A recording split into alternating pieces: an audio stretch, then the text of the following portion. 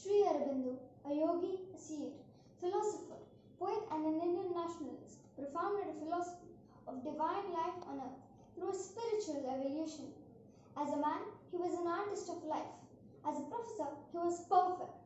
As a patriot, he was passionate, devotee of the motherland. Gifted with vast intellect, great and noble emotions, and unbounded aspirations, his ambition was to measure the immeasurable.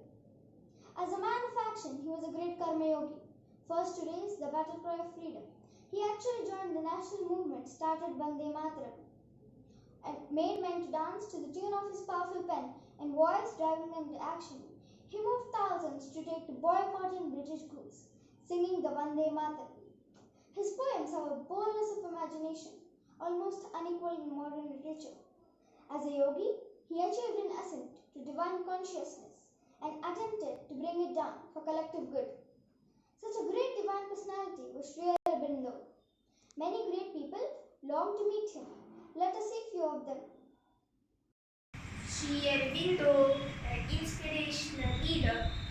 In 1905, Sri Aurobindo regarded me as the one possible leader for the revolutionary party and met me at the Ahmedabad Congress.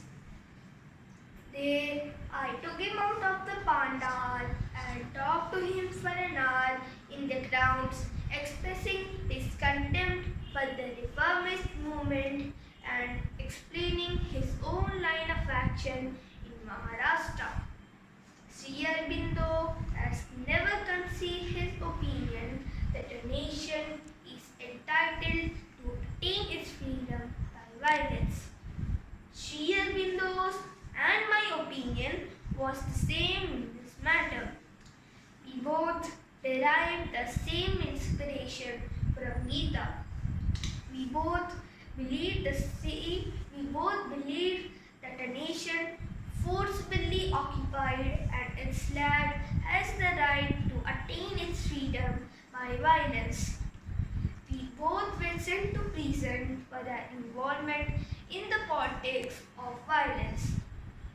I used this time to write the commentary on Gita while Aurobindo immersed himself in the practice of yoga and attained the highest realization. I looked upon the suffering imposed on me as necessary and welcomed it, but Sri Aurobindo's life in Alipur prison was a period of sadhana, a spiritual transformation. After this, I led the life-leading freedom movement, and Aurobindo led his life as a yogi along with extensive writings. Even in Pondicherry, Sri Aurobindo never failed to keep himself in constant touch with political developments and share his thoughts. Swaraj is my birthright, and I shall have it. I was longing to see him for 18 years, and it was fulfilled. I was on my way to England when I expressed a desire to meet Sri Aurobindo in Pondicherry at a time when Sri Aurobindo was not meeting people. With the initiative of the mother, I arrived on May 29, 1928 off the coast of Pondicherry in a ship from Madras. As there was no jetty at the time, I was lowered on to a small boat in a stool placed inside a cut-out wooden barrel and taken to land. Received by Nolini Kanta, Secretary of Sri Aurobindo, and was escorted by her to the tertian room. I climbed upstairs, throwing off my cap and shoes, rushed in with my hands outstretched at the side of Sri Aurobindo, standing at the other end of the room. Sri Aurobindo caught my hand and requested me to sit in a chair. at the first look, and touched I was over him and drawn back within myself. I found Aurobindo to be at peace and like a rose.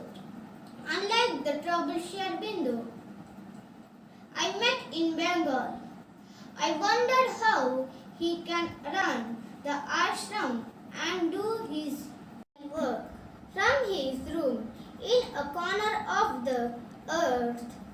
Our meeting lasted only 20 minutes, and I have repeated my poem, Namaskar, which I had first offered to Sri Aurobindo in 1907.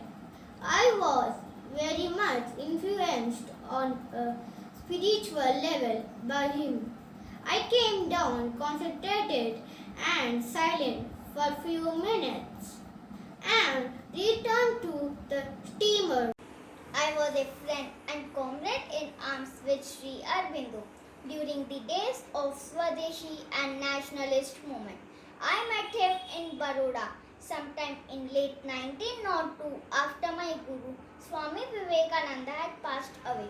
On July 4, 1902, Sri Aurobindo was impressed with my book Kali the Mother, published in 1901, and felt that it could be used as a tool for inspiring revolutionaries in their struggle for Mother Indian land.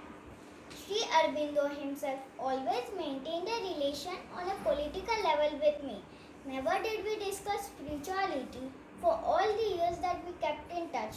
Sri Aurobindo had named me Shikimoy, the Flamed One, and he included me as one of the office bearers in secret revolutionary committee that he had set up in Baroda to guide and carry out India's future struggle. After his departure to Pondicherry, I even managed Karma Yogin for a few days, keeping the fact hidden that Sri Aurobindo was beyond limits of British India. A good association is Sri Aurobindo. Every evening, a little after dark, I would go to Sri Aurobindo's house. Sri Aurobindo would come out of his room and receive his friends only after 7 in the evening.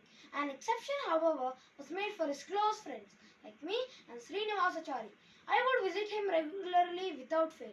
There was hardly any subject which we did not talk in our meetings at night. We discussed literature, society, politics, and the other various arts. At one time, one of our main subject of study was the Veda. This went for several months, for an hour every evening at the guest house.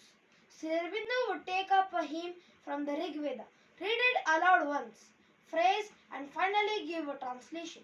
I used to take notes. In consequence of our inner and outer change, we would find the exterior world also being changed.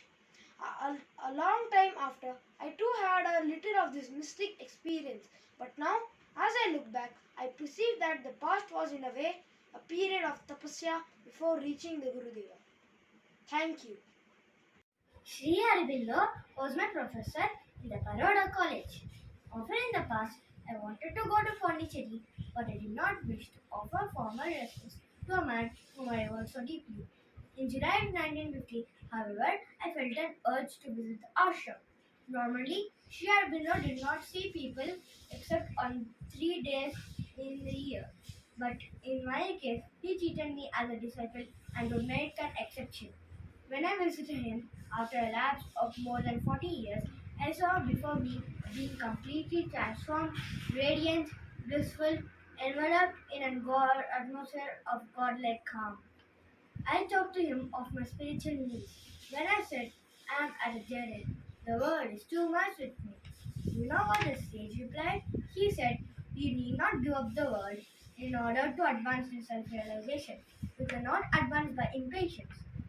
I would help you in my own way. I am helping you. You have the urge and the right. Go your own way. Do not be deflected from the faith in your natural evolution. I will watch over your progress. Then we discussed Indian culture, its present crisis, even the Hindu code. I felt humble in the master's presence and came out of daze. There is no doubt that there was something in him which made my thoughts turn to him time and again. Sri Aurobindo was indeed a versatile genius poet, metaphysician, seer, patriot, a lover of humanity, and a political philosopher.